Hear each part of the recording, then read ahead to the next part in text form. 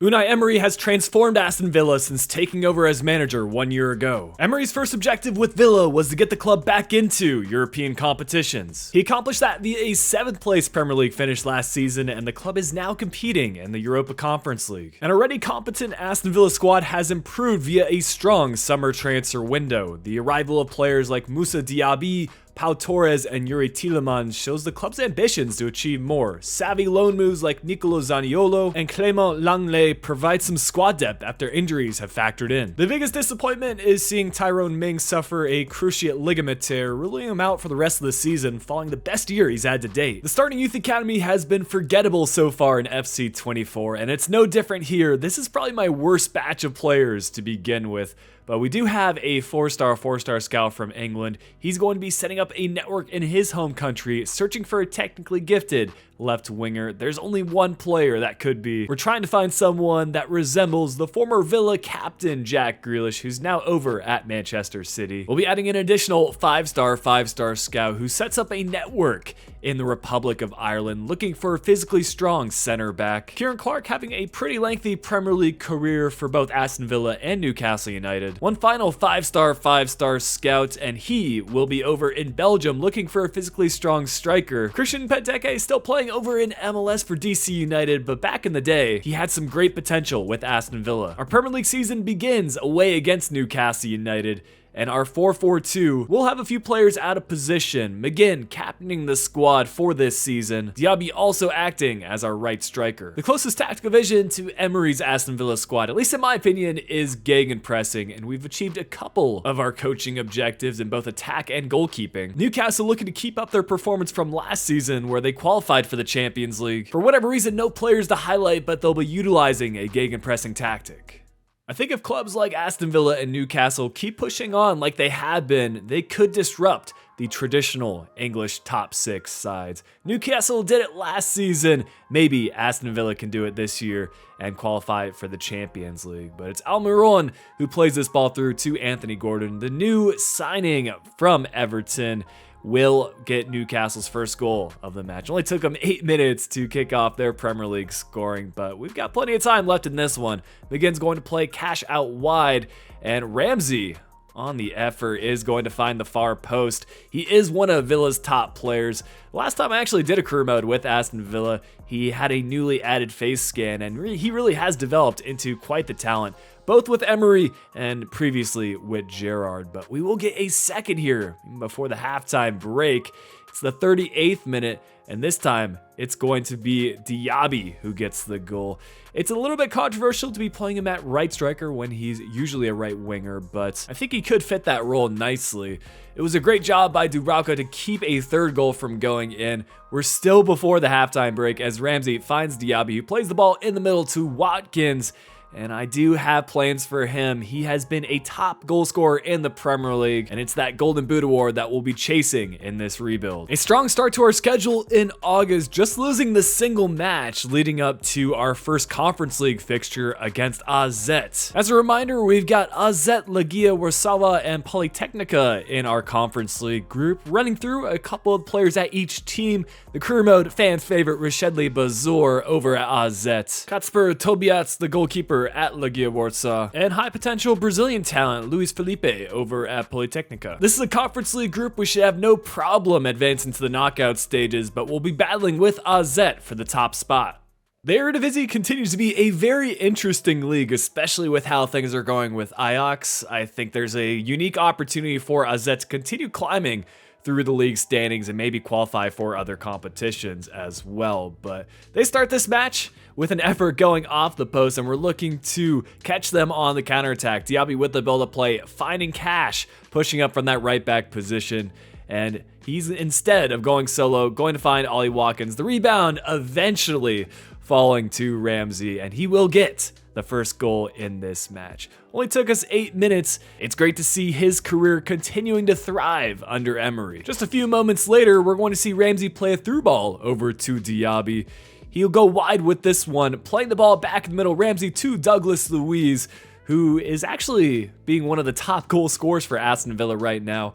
Despite sitting in a midfield position, he has been on fire and one of those players that has seen his evaluation rise under Emery. Matty Cash providing a couple of assists and the build-up plays so far will get a spectacular goal. The finesse shot effort on his left foot, beating the goalkeeper. That'll give us 3 on the day. And an all-around great performance on both attack and defense will give us our first 3 points in the Conference League and a great start to our group stage campaign. Looks like our winning ways will continue as we finish up September, and even pushing into October, we'll pick up the Premier League Manager of the Month award for October, allowing for us to check on our standings heading into January. We sit 4th place in the Premier League, 7 points behind league leaders Manchester City, and we do finish top of our Conference League group, just drawing that single match and winning the rest. It was a shock to see AZ not advance to the knockout stages. Instead, it's Legia Warsaw. We're going to bypass the preliminary rounds, which means fewer fixtures for this starting 11. Our morale is in pretty good shape, and just one notable player recalled from their loan spell. It's Langley that returns to Barcelona. But for our first knockout stage fixture, we have Panathinaikos in the round of 16. You've got the former Premier League talent Bernard over there at a 75 rating. The first leg of this competition ending 3-2 against us, and that means we're going to play the second leg at home. Looking through this Panathinaikos starting 11, we should be able to have the upper hand on them, but with a counter-attacking formation, we can't be giving up any unnecessary goals and getting back into this match on aggregate. Despite being a young player, Ramsey has been one of the leaders for this Aston Villa squad, and he'll need to do so here as we start things in the 8th minute. A corner kick cleared out of the box, but Ramsey will find McGinn, who finds Watkins, and just like that, we're going to find the equalizer on aggregate. Still looking to push on, though, as we shift to some defensive focuses, and it's Vilhena that is tackled inside the box by new signing Pau Torres.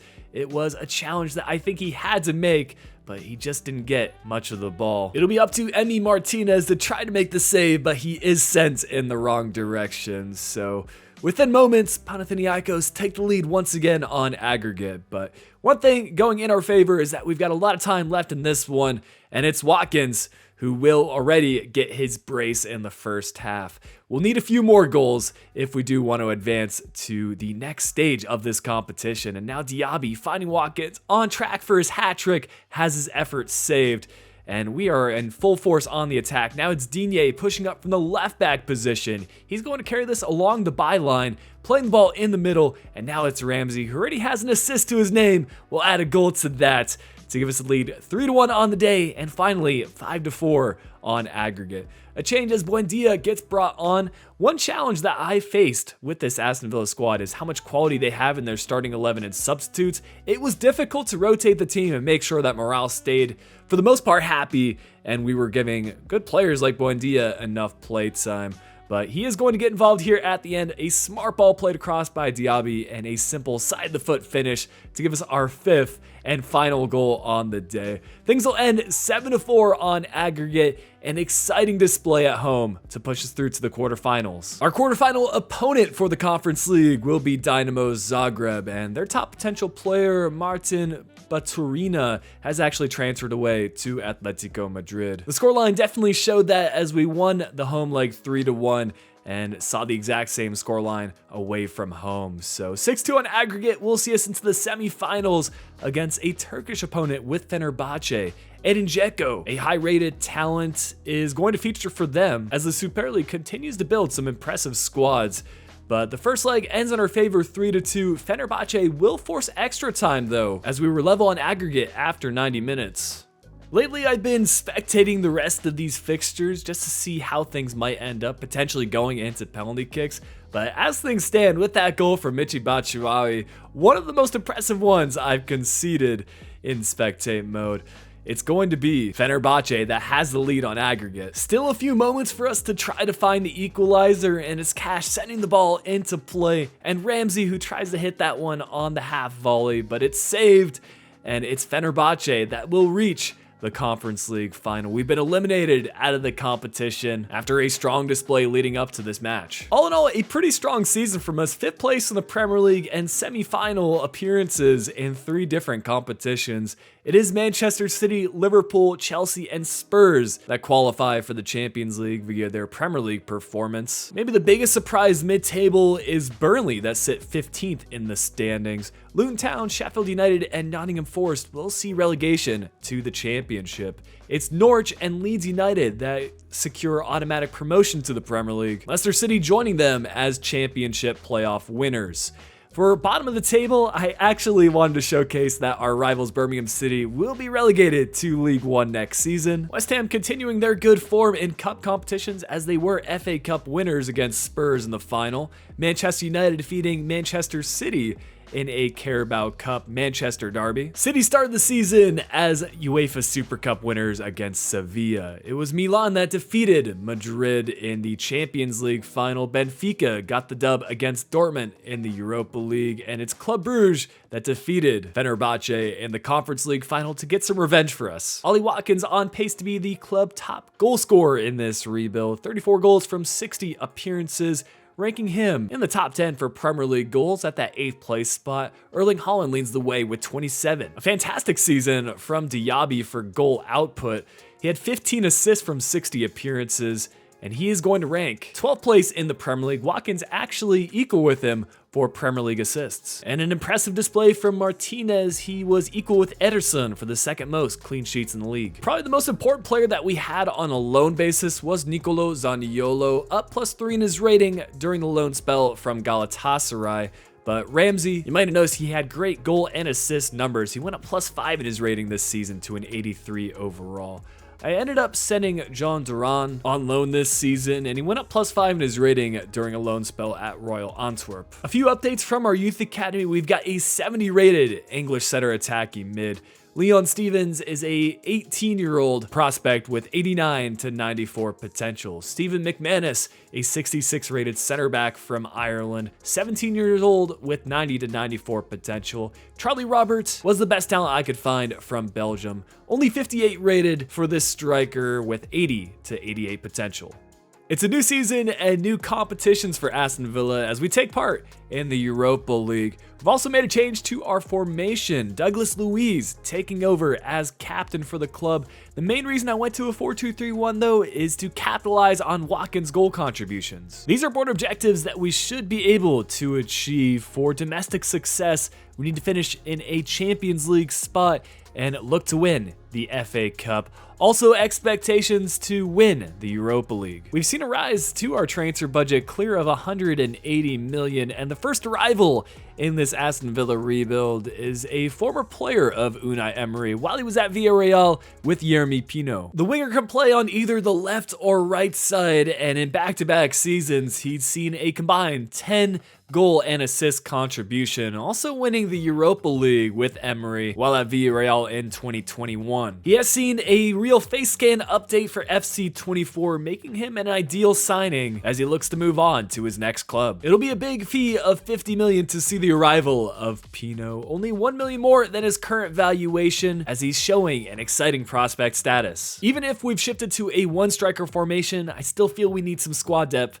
at that position, and Arnaud Kalimuendo could be the perfect player for us. He's garnered some attention in the career mode community. I know Jared signed him in his Luton Town career mode this year. The ex-PSG Youth Academy player saw his best form with Lens, but has also put up some decent statistics with his current club, Stade Rennais. I'm surprised to see that we don't currently have a number 9 at the club, so that is what Kalimuendo will take on with Aston Villa. It's a 20 million fee, bit more than his current valuation of 14.5 million, but it's squad depth that we need. Moving forward, we're looking to add a younger left back option for us with Ridvan Yilmaz. I've been keen on signing him while he was still at Besiktas. I thought for a while he would move to a Bundesliga club, but he hasn't featured all that much with his current team, Rangers. It's not uncommon to see player transfers between Rangers and Premier League clubs, so it would make sense for him to take on a squad rotational role for a club like Aston Villa. Just a 15 million fee here, good signing for the future, as Yilmaz is showing a valuation of 13 million, but I've consistently seen fullbacks see a lot of growth in their first season. Couple of departures to talk about. Leon Bailey will see a Bundesliga return as he signs for Wolfsburg for 25 million. Talk about signing a younger left back. I figured Alex Moreno, being our second choice option, should probably return back to La Liga as he signs with Girona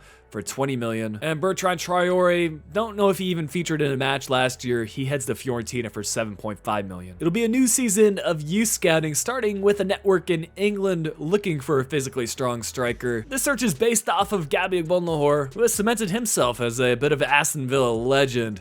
Our next network in Scotland searching for a physically strong center mid. We don't need to look far back to find John McGinn, who's our captain for the club last season, and he continues to rack up appearances. Our final network will be in the United States searching for a goalkeeper. We've got to go back a bit for a 27-year-old Bradley Guzan in FIFA 13. But we'll kick off our Premier League season this year against newly promoted Leeds United.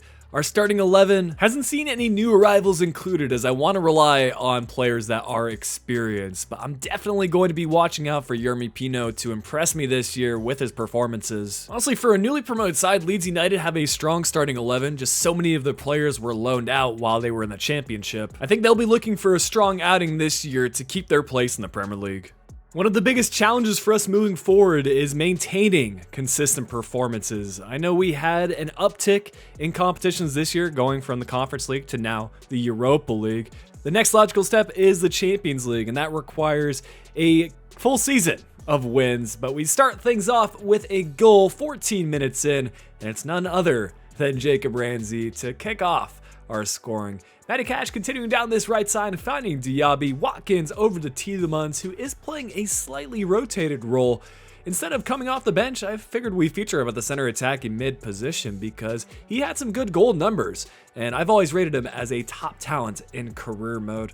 We're off to a flying start, 3 goals within about 50 minutes as Diaby will get our third. We're not stopping there though. Watkins playing through Ramsey. That's a brace for him on the day to make it 4 for us. We've been working on this 4-2-3-1 formation all summer, and it seems to be leading to more goals. Watkins providing a lot of assists in this one, as Ramsey will get his hat trick just before the end of this match. It's the exciting thing about this Aston Villa squad. Anyone in our front 4 is capable of scoring goals. For this match day, it was Ramsey. 5 total attempts and 3 goals to show for it. Just like last year, we have a full month of wins in August and just a single loss heading to our first Europa League fixture against Real Betis. We've got them, Copenhagen, and Basel in our group this year. David Neres transferring over from Benfica over to Spain. Rooney Bartacci, one of the high potential talents in career mode, still at Copenhagen at a 74 overall. And Juan Carlos Gauto is the top potential player for Basel. Once again, our first fixture in European competitions is against most likely the toughest opponent in our group. 2 key attacking players for Betis, Fekir and the previously mentioned Neres. Unai Emery has plenty of history with Real Betis. Back when he was with Villarreal, he matched up against them plenty of times in La Liga. One thing I will say though is that they consistently improve year over year their starting 11. It's 2 players that I was mentioning earlier with Fekir and Neres that build up this play. Find Holček in the center, who is a new arrival for them, signing from Leverkusen and finally getting his chance at the striker spot. But just before the halftime break, we're going to find Diaby, who does well to get this on his preferred left foot, and he's going to find the equalizer with that side-footed finesse shot. Ramsey pushing down the left side will give us the advantage via an assist to Diaby. That's 2 for him on the day, as we are well into the second half. Now it's Neres who has the effort blocked, and Martinez looking to get on the counter attack. Wasn't a whole lot in this buildup. We just kind of hoof the ball forward, and Diaby, with all that pace, will be getting a hat trick. Lots of goals scored in different ways, and that shows how versatile of a player he can be. Electric with his pace, but clinical when it comes to scoring goals inside the box. Betis trying to mount a comeback here as Holček finds Abner, who plays the ball back in the center, and it's Nabil Fekir that gets a goal. Only 10 minutes left though. It wasn't enough time for Betis to find the equalizer, so the spotlight goes on Moussa Diaby. Half of his efforts leading to goals, and an impressive display from our right winger. Exciting scenes as we head into the January transfer window. Once again, we sit 4th place in the Premier League standings, but we also finished top of our Europa League group. It's us and Real Betis that advance to the knockout stages. Once again, we'll skip over the preliminary rounds and review our starting 11. A couple of fitness and morale issues here and there, but really no cause for concern as things stand. Our round of 16 fixture in the Europa League will be against Real Sociedad, another La Liga opponent. And one player that has seen some spectacular form for them is Takafuse Kubo, the former Real Madrid player, now up to an 84 overall and scoring a lot of goals for Sociedad. But the opening fixture could have very easily gotten out of hand for us. It ultimately ends 2-1 in their favor, which means we'll have to jump in for this second match and try to mount a comeback at Villa Park. And they've got plenty of key defensive and attacking players with their tiki-taka playstyle. Unai Emery's strengths, in my opinion, is that he's been able to adapt to different situations, and we've shown this year that we can score plenty of goals. We did that against Leeds United in our Premier League season opener, and to an extent, also did it against Real Betis. And it looks like we'll do it again here as Diaby opens up the scoring 20 minutes in to find the leveler on aggregate. It's Mendes with some precise dribbling to get past our defense. He's also going to get the effort past Martinez to give Sociedad the lead on aggregate. But we're in the 30th minute, and Ramsey down this left side is going to do a couple of ball rolls. Eventually, he will spot out the run from Tielemans, and a great effort to find the equalizer on aggregate as we move forward to the second half. A somewhat controversial substitution to take Ramsey off, but Pino, I want to make sure he's getting enough play time, and being familiar against this opponent, this could be the perfect chance for him. It is Diaby who will find the backheeled effort to Watkins, a great first time finish to give us the lead past Sociedad on aggregate as we try to close things out. Camara able to find Buendia, another substitute in this match. Eventually, it is Pino who gets his chance and makes good on it. Our fourth goal in this fixture, and probably a huge goal for his confidence as he tries to earn a place in this Aston Villa starting 11. We've probably sealed the results of this one, but that didn't stop us from trying to keep on pushing the momentum. Pino with the initial interception will get the ball forward, and Watkins, clinical in front of goal. We can rely on him up top. Ends up being a very strong scoreline on aggregate in our favor to put us through to the quarterfinals. A familiar foe for our quarterfinal fixture, it's Real Betis, and to highlight a new player, it is Nabil Fekir, who's staying strong at an 83 rating. Once again, it looks like we'll go into the second leg down on aggregate. It's a brace from Fekir that gives them the advantage, and they ultimately get a 3-2 win in the second leg. 5-3 on aggregate will see us exit European competitions this season, but that isn't an end to our Premier League campaign. We're pushing on and trying to get a key result to close our year against Manchester City. Just 3 fixtures remaining, and a win against City would likely do a lot as we try to push on and qualify for the Champions League. Generally speaking, City don't make too many transfers in career mode, and that is very much the case here. They've already got plenty of key players. Haaland, as last season's Golden Boot winner, will be the one to watch, but keep in mind they've lost 3 straight. City coming off of a big victory in the Manchester derby, and their attack was in full force here as well. Just some good build-up play and quick passing as Haaland will have his effort get by Martinez. It was just an initial unnecessary loss of possession off of that goalkeeper distribution, and it's going to lead to goals against us. But Konza getting an opportunity here to get the build-up going. Douglas Luiz, the former City player, will find Watkins, and that is an equalizer on the day. If we can, we'll try to make a match out of this one, just based off of how many goals we can score. I know defensively we're going to continue giving up chances. City do a great job to keep hold of possession here as Foden finds Kovacic and Martinez forced into making a double save. It's Pino that will be brought on for Tielemans here. Probably moved some players around and shifted Ramsey more centrally, but we're close to the end of the match as we try to get on a counter. Here is Ramsey in that central position, staying out wide and finding the through ball to Watkins, who finds Pino one-on-one with the goalkeeper, and this might put him down as a key player in Aston Villa's history. This goal could likely give us Champions League football next year, and I can definitively say there won't be a more important goal that Pino scores all season. That result pushed us on to a second place Premier League finish, made up for some poor performances in other competitions. A final look at the Premier League table sees Liverpool top the league with 87 points. It's City and Newcastle United that'll be joining us in the Champions League next season. As expected, leading into the year, Leeds United had a very strong campaign, along with Leicester City, to keep their spot in England's top flight. Burnley, Bournemouth, and Norwich will be relegated to the Championship. Luton Town seeing their return to the Premier League along with Nottingham Forest. Sheffield United also returning to the Prem as Championship playoff winners. Manchester United defeat Liverpool in the FA Cup, and Manchester City will get the win against Newcastle in the Carabao Cup. Milan start the season as UEFA Super Cup winners. Juventus will win the Champions League against Barca. Another Italian winner with the Europa League as Roma defeat Betis. And it's Besiktas who get the win against Atalanta in the Conference League final. Diaby takes the crown as top goal scorer for the club, 34 from 51 appearances. Him and Watkins both ranking in the top 5, with Harvey Barnes as Golden Boot winner. Tielemans excelling in that new center attacking mid position, 14 assists from 50 appearances. He was the Premier League assist leader with 13 from 37. Martinez struggled this year for clean sheets, barely made the top 15, 3 from 38. An exciting update on Yeremy Pino, going up +4 in his overall, and now the second highest valued player at the club. Some exciting updates from players out on loan. Charlie Robert going up +3 in his rating to his 61 overall. Anderlecht is known to help develop young players, and that has been the case for Stephen McManus, up +7 to a 73 rating.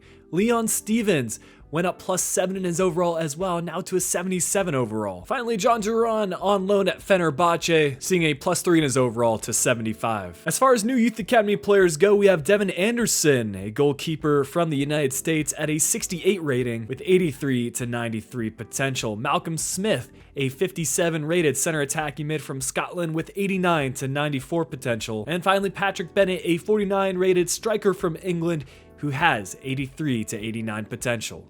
We continue climbing with Aston Villa, now looking to take the next step and win the Premier League and compete in the Champions League. We do have expectations from the board to sign 3 crucial players and make a profit of over 100 million for domestic success, winning the Premier League, winning the FA Cup, and for continental success, reaching the final of the Champions League. We already have a transfer budget of over 200 million, and I'll admit that the lack of play time caught up with Pino as he requested a transfer away. Manchester City, seeing that goal scored against them, wanted to avoid that in future years, as it looks like Pino will be heading to the Etihad. It will be a 90 million fee, probably the most expensive signing City will make this summer, but they're bringing in a quality and versatile player. Plenty of offers also coming in for Matty Cash, and he has been very consistent for me at the right back position, but I decided to accept this fee of 35 million for Manchester United because I have some other plans in mind. Diego Carlos, not getting a lot of play time, will be returning to Spain as he signs with Real Madrid for 15 million. I did want to make it a point to bring Jack Grealish back to Aston Villa, and with the Pino departure, it was the perfect opportunity to do so. Now a Premier League, Champions League, and FA Cup winner, Jack Grealish is well on his way with Manchester City, but he does want to return to Aston Villa before his playing days are over. A prior captain for the club and a key player for them prior to his 100 million move in 2021. We'll see if he can still make the same kind of impact now as he did a few years ago. Now a bit older and not quite as much hype around him, the transfer fee is considerably less. We only had to spend 50 million to see Grealish's arrival. He's not yet 30 years old, so we could see his rating increase some more from the current 85 overall. I talked about right back plans, and before this rebuild was over, I wanted to sign at least one player from Leverkusen. It will come in the form of Jeremy Frimpong. Prior seasons saw the departure of Leon Bailey, and last summer, Moussa Diaby from Leverkusen to Villa. But Frimpong has excelled, especially so with Xabi Alonso in charge, giving him instructions to get forward and get involved in the attack. Now one of the best right backs in the world, I think it is about time he moves away from the Bundesliga. Could very well see a transfer to the Premier League or even to Spain, but it will be a 100 million fee to see Frimpong join us at Aston Villa. It isn't too much more than his current 81 million valuation, but with development plans, it's not impossible for him to reach a 90 rating within the next year or two. We continue to improve our defense with a signing of Robin Lenormand. Originally part of Real Sociedad's squad, he has transferred away to Napoli in this save. Unfortunately, he didn't get an opportunity with the senior French national team, so he's recently made the nation change to Spain, and he's already featured for them. Very consistent player for Sociedad. He's had 30 plus league appearances since the 2019-2020 season. Definitely an upgrade for us at the right center back position. It's another big transfer fee of 75 million, but we've got the funds available. We may as well use them. If we weren't already challenging in the Prem and the Champions League, we certainly are now. I do want to look towards the future at the goalkeeper spots, and we've got a new high potential option with Sebastiano Desplanches from Palermo. There have been a lot of great Italian goalkeepers over the years. With the retirement of Gianluigi Buffon, it's only right that a new high potential option comes in EAFC 24. It's going to be a 10 million fee to see Desplanches join us from Palermo. A little bit more than a 7 million valuation, but he might make the occasional appearance for us. Could we have a third consecutive season of an August full of wins? Here is the starting 11 looking to take on the Premier League and the Champions League. Contrary to previous years, a lot of changes to our starting 11. I'm hoping that we haven't done too much to our team, but there's a lot of excitement about these new arrivals and the return of Jack Grealish. Because it's unlikely we'll play Birmingham City, there's some rivalry between Wolves and Aston Villa, so I thought I would showcase this Premier League opener. They've also completed the signing of Kepram Thuram. It'll be a battle of two teams from the West Midlands and a debut match for Jack Grealish returning back to Aston Villa. I'm hoping he can score in his opener just like he did in those cutscenes, but it is Wolves that actually start the highlights. It's Puado play through, and not much that Emi Martinez can do about that. Wolves take the 1-0 opener just 15 minutes in, and it has not been a fantastic home debut so far as Puado gets played through again, and it's 2-0 within 29 minutes. I felt like we had to make some changes immediately, so we're going to make a defensive substitution. Lennemont brought off, and we're going to return back to Konza, who's a little bit more familiar with our tactics here and this 4-2-3-1 system. We'll look to get one back via Tielemans, but his effort going off of the post, and we're still trying to push on before the halftime break. Grealish with a heavy touch, 1-on-1 with the keeper, and his effort is saved.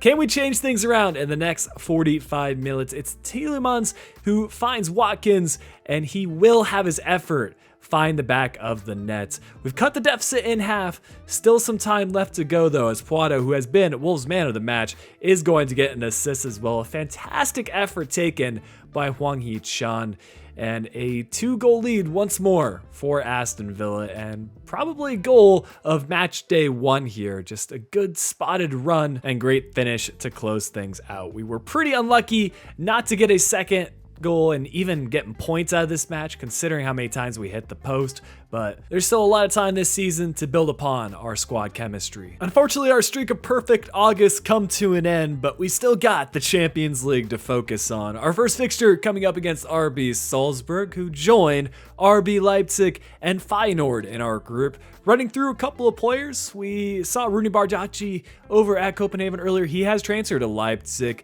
Jakub Kaminski has made the move to Feyenoord in this save. Oscar Gluck has proven to be one of the top talents in the world, scoring a lot of goals in the Champions League right now for Salzburg. This should be a match that we're winning, but there are some nostalgia transfers in this Salzburg squad. Patson Dach at the striker position, and they've got a couple of key players. It will be crucial that we start this Champions League campaign with 3 points. I think points are going to be difficult for us to come by, especially against our other 2 opponents in the group, and we've got a great chance here at home. It is Watkins that starts things off, bursting down this left side, and he's going to hold up the play, finding Ramsey in the middle, and continuing his goal scoring here in Season 3.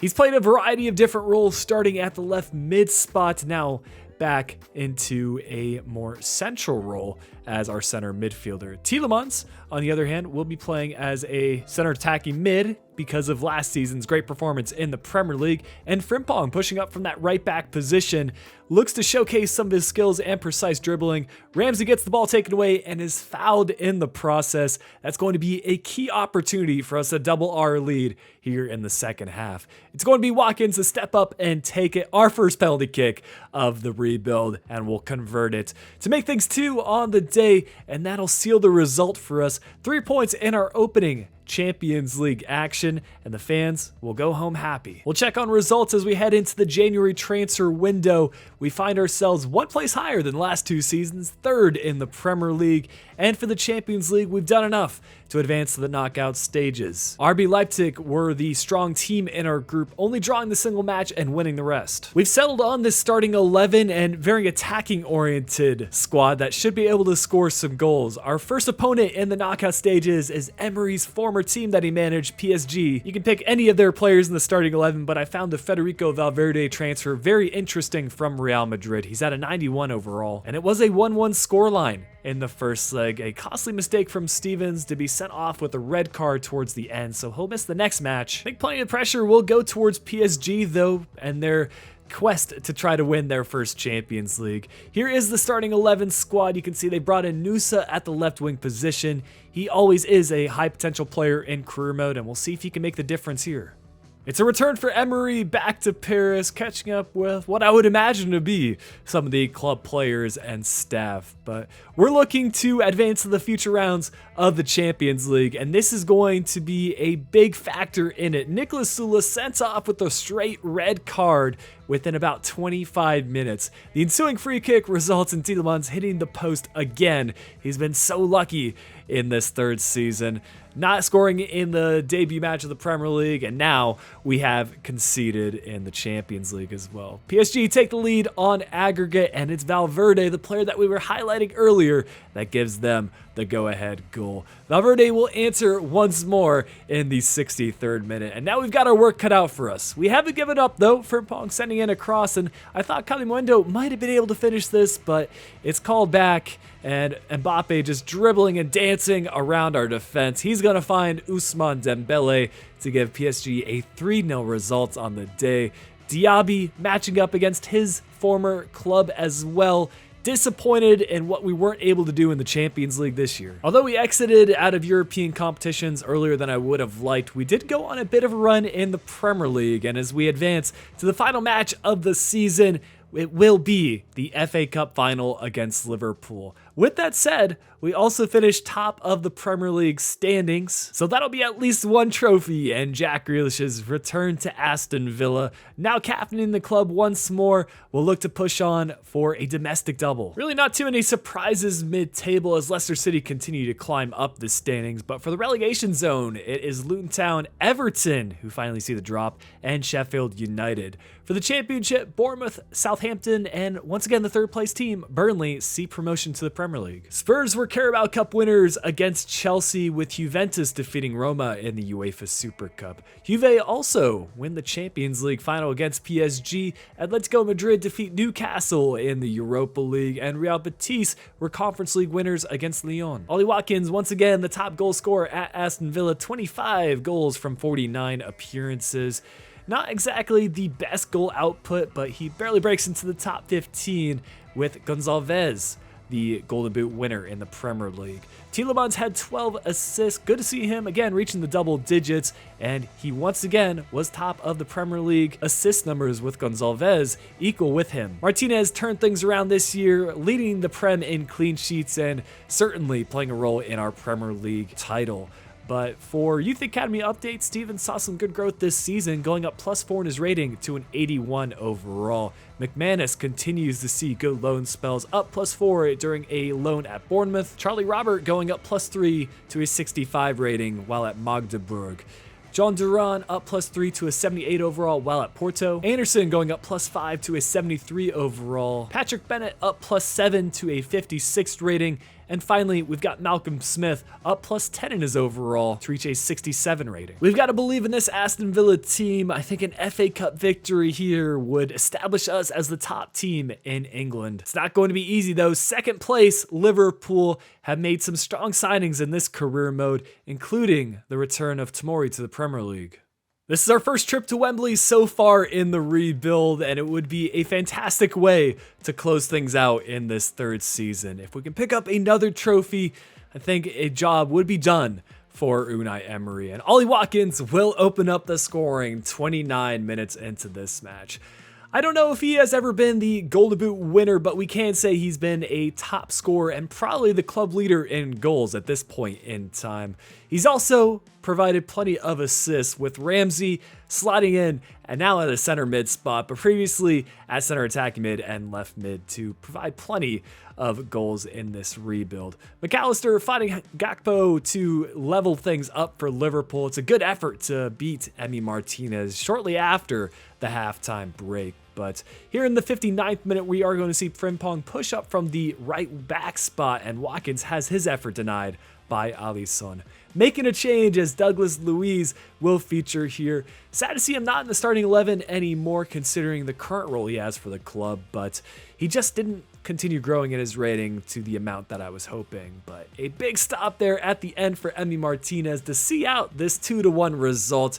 Great job by this Aston Villa squad to do what they had to do defensively and get just enough goals to defeat Liverpool. It'll be another trophy celebration for Aston Villa. All around a good season, winning the domestic double, and that means we'll see a bus parade to close out the rebuild. With how good of a time Jack Grealish was having with Manchester City's celebrations, I can only imagine what it's like celebrating for his hometown club.